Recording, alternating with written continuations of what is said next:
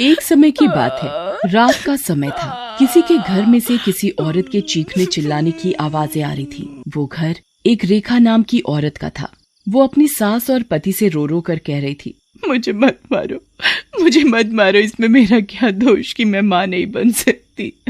और किसका दोष है? तू हमें एक बच्चा तो दे नहीं सकती, तेरा क्या हम अचार डालेंगे? तू एक बांझ है, चली जा हमारे घर से। माँ जी, मैं कहाँ जाऊंगी, मेरा है ही कौन, मुझे घर से मत निकालो। तभी रेखा का पति अजय अपनी माँ को कहता है, माँ ये ऐसे नहीं मानेगी, इसे तो मैं ऐसा मजा चखाऊंगा कि जिंदगी भर याद रखेगी। इतना कहकर अजय अपनी बेल्ट निकाल कर रेखा को जोर जोर से मारने लगता है। उसकी बेल्ट की मार से रेखा चीखने लगती है, छोड़ दो मुझे, मत मारो। अरे जालिमो, मैंने तुम्हारा क्या बिगाड़ा है जो तुम मुझे इतनी बेरहमी से मार रहे हो? और मार इसे, तभी जाएगी ये इस घर से। माँ जी, मुझे रहने दो, इस घर में एक कोने में पड़ी रहूंगी, मुझे मत निकालो। तू इस घर से जाएगी तभी तो मैं अपने बेटे की दूसरी शादी करूंगी, फिर मेरी दूसरी बहू हमें इस घर का वारिस देगी। वो तो तू हमें कभी दे नहीं सकती। बड़ी मोटी चमड़ी है इसकी, ये इस घर से जाने का नाम ही नहीं ले रही। मार लो मुझे, जितना चाहे मार लो, पर मैं इस घर से नहीं जाऊंगी। तभी अजय की माँ रेखा से कहती है, ठीक है तो मर, अब मैं अजय की शादी तेरी आंखों के सामने करूंगी। नहीं माँ जी, ऐसा मत करो। अजय की माँ अजय के कान में कहती है, रात को रेखा को मारकर कुएं में फेंक देंगे और किसी को पता भी नहीं चलेगा। सबको लगेगा कि कुएं में पैर फिसलने की वजह से गिर गई। फिर आधी रात को अजय और उसकी माँ चुपचाप रेखा के कमरे में जाते हैं तो देखते हैं, माँ लगता है ये गहरी नींद में सोई हुई है। देख क्या रहा है, इसका तकिए से मुंह बंद कर। अजय और उसकी माँ रेखा का तकिए से मुंह बंद करते हैं। तभी रेखा जाग जाती है, मुझे मत मारो, छोड़ दो मुझे। रेखा चिल्लाती है, तड़पती रहती है, पर अजय और उसकी माँ को रेखा पर जरा भी दया नहीं आती और रेखा तड़पती हुई मर जाती है। और कुछ दिनों बाद अजय की माँ अजय की शादी एक लड़की से कर देती है जिसका नाम अंजलि था, और वो अपनी बहू अंजलि को आशीर्वाद देती है, जल्दी से तू मुझे इस घर का चिराग दे दे, मुझे इस घर का वारिस चाहिए। अंजलि मुस्कुराते हुए कुछ नहीं कहती और अपने कमरे में चली जाती है तो देखती है कि उसके सामने एक चुड़ैल खड़ी है। वो और कोई नहीं, रेखा की आत्मा होती है। चुड़ैल, तुम तो चुड़ैल हो, यहाँ कैसे आई? तो तू इन सबको इस घर का वारिस देगी, मैं भी देखती हूँ तू कैसे माँ बनती है। चुड़ैल अंजलि का गला पकड़ लेती है और उसका गला दबाने लगती है। चुड़ैल के ऐसा करने से अंजलि की चीख निकल जाती है, बचाओ, मुझे बचाओ, ये मुझे मार डालेगी। अंजलि की आवाज सुनकर अजय और उसकी माँ दौड़ते हुए अंजलि के पास आते हैं। तब तक चुड़ैल अंजलि को मारकर गायब हो जाती है। माँ ये तो मर गई। पर ये मरी कैसे? यहाँ तो कोई है भी नहीं। इतना कहकर अजय की माँ रोने लगती है, हाय रे मेरी बहू, अब मुझे इस घर का वारिस कौन देगा? मैं पोते का मुंह कैसे देखूंगी? तभी अजय अपनी माँ को समझाता है, माँ क्या हुआ अगर ये मर गई, मैं और शादी कर लूंगा, तू जरूर पोते का मुंह देखेगी। उन सब की बात चुड़ैल सुन रही होती है। पोते का मुंह, इन्हें इस घर का वारिस चाहिए, ये जिंदा बचेंगे तब ना। ये कहकर वो जोर जोर से हंसने लगती है। और रात को अजय और उसकी माँ खाना खाकर अपने अपने कमरे में सोने चले जाते हैं। तभी चुड़ैल अजय की माँ के कमरे में जाती है और उसका गला दबाने लगती है। कौन? चुड़ैल, तुम तो रेखा हो, तुम तो मर गई थी। हाँ, मैं मर गई थी, अब तुझे मारने आई हूँ। मुझे मत मारो, मैं तुम्हारे हाथ जोड़ती हूँ, मुझे छोड़ दो। छोड़ दूँ? तुझे पोता चाहिए ना, मैं देती हूँ तुझे पोता। अजय को अपनी माँ के रोने की आवाज सुनाई देती है और वो अपनी माँ के कमरे में आकर देखता है। चुड़ैल छोड़ दे मेरी माँ को, छोड़। अच्छा हुआ तू यहीं आ गया, ले अब तू भी मर। इतना कहकर चुड़ैल अजय का भी गला दबाने लगती है। अजय और उसकी माँ दर्द से चीखते हुए चुड़ैल से कहते हैं, हमें मत मारो, छोड़ दो हमें माफ कर दो, छोड़ दो हमें।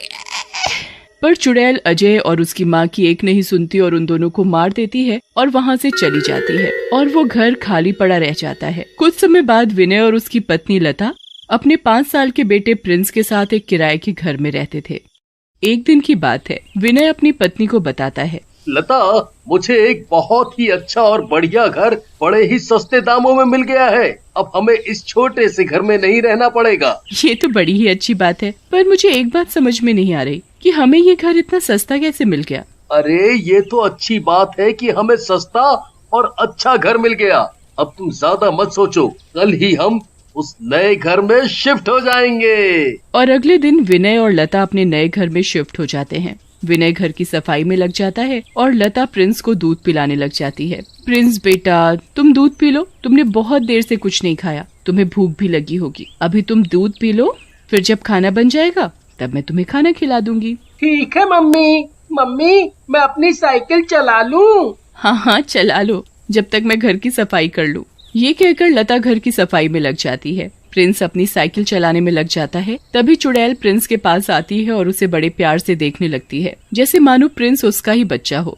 बेटा, आप क्या कर रहे हो? मुझे भी अपने साथ खिलाओगे? आप कौन हो? आप कहाँ से आई हो? मैं बेटा आपकी मासी हूँ। क्या मैं आपके साथ खेल सकती हूँ? हाँ मासी, आप मेरे साथ खेल सकते हो, फिर तो बड़ा मजा आएगा, है ना? हाँ बेटा। मासी, अब मैं थक गया और मुझे बड़ी जोरों की भूख भी लगी है। मैं खाना खाने जा रहा हूँ। तुम्हें भूख लगी है? लो, मैं तुम्हारे लिए खाना लेकर आती हूँ। चुड़ैल प्रिंस के लिए अपने जादू से खाना लेकर आती है और वो प्रिंस को खाना खिलाने लगती है। मासी, आप तो बहुत अच्छी हो। ज्यादा बातें मत बनाओ, अब जल्दी से अच्छे बच्चे की तरह खाना खत्म कर लो। चुड़ैल प्रिंस को खाना खिला रही होती है, तभी लता वहाँ आ जाती है। प्रिंस को अकेले अकेले किसी के साथ खाना खाते देख लता डर जाती है। प्रिंस बेटा, आप किससे बातें कर रहे हो और आप किसके साथ खाना खा रहे हो? यहाँ तो कोई नहीं है। है ना, ये मासी बड़ी अच्छी है। मुझे भूख लग रही थी तो मासी ने ही मुझे खाना खिलाया और वो मेरे साथ खेलती भी है। कहाँ है वो? तभी चुड़ैल अचानक से गायब हो जाती है। अरे, ये मासी तो अभी इधर ही थी, पता नहीं कहाँ गई। लता प्रिंस को इस तरह की बातें करते हुए डर जाती है और वो उसे उठाकर कमरे में ले जाती है और विनय को सब बताती है। अरे, ये सब तुम्हारा वहम होगा। नहीं जी, मुझे ऐसा लगा जैसे प्रिंस के साथ कोई था, पर मुझे वहाँ कोई दिखाई नहीं दिया। मुझे यहाँ कुछ ठीक नहीं लग रहा। तुम बेकार में परेशान हो रही हो, ऐसा कुछ नहीं है, सब ठीक है। देखो, आज मैं बहुत थक गया हूँ, मुझे नींद भी आ रही है, मुझे बड़े जोरों की भूख लगी है। तुम मुझे जल्दी से खाना दे दो, मैं खाना खाकर सोऊंगा। मुझे कल काम पर भी जाना है। विनय लता की बात का बिल्कुल भी विश्वास नहीं करता और वो खाना खाकर सोने चला जाता है। पर लता को तो डर के मारे नींद नहीं आ रही थी और देखते ही देखते सवेरा हो जाता है। विनय तैयार होकर अपने काम पर चला जाता है। लता प्रिंस को कमरे में बिठाकर रसोई में काम करने चली जाती है। तभी चुड़ैल प्रिंस के पास आती है। प्रिंस बेटा, आप कैसे हो? मासी, मेरी अच्छी मासी, आप कहाँ चली गई थी? मैं कब से अकेला खेल रहा हूँ। चुड़ैल प्रिंस को पकड़कर अपनी गोद में बिठा लेती है और उसे बड़ी जोर से गुदगुदी करने लगती है। मासी, मुझे गुली गुली हो रही है, प्लीज प्लीज मत करो। प्रिंस के जोर जोर से हंसने की आवाज सुनकर लता आ जाती है और उसे गोद में उठा लेती है। प्रिंस बेटा, आप किससे बातें कर रहे हो और आप इतनी जोर जोर से क्यों हंस रहे थे? वो मासी मुझे गुली गुली कर रही थी ना। कहाँ है तुम्हारी मासी? प्रिंस चुड़ैल की तरफ हाथ उठाकर कहता है। ये है मासी, और ये बहुत अच्छी है। ये मुझे बहुत प्यार करती है, मेरे साथ खेलती है, मुझे खाना खिलाती है। पर बेटा, यहाँ तो कोई नहीं है। ये तो नहीं, ये बैठी है।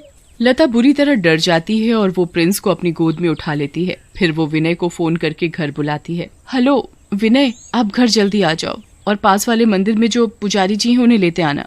आखिर बात तो बताओ कि हुआ क्या है। जब आप घर आओगे तब मैं आपको सारी बात बताऊंगी। अभी मैंने आपसे जो बोला है आप वो करो। ठीक है। विनय पुजारी को लेकर घर आता है। लता विनय और पुजारी जी को सारी बात बताती है। ठीक है, समझ गया। हमें घर की शुद्धि करनी पड़ेगी। हमें यहाँ चुड़ैल को बुलाना पड़ेगा और उससे उसके मन की बात पूछनी पड़ेगी। आखिर वो यहाँ क्यों है और ये आपके बेटे को क्यों दिखाई देती है? पुजारी चुड़ैल को मंत्र शक्ति से बुला लेता है। चुड़ैल पुजारी को सारी बात बताती है। पुजारी हवन पूजा करके चुड़ैल की आत्मा को शांति प्राप्त करवा देता है। तब से चुड़ैल विनय के घर से चली जाती है।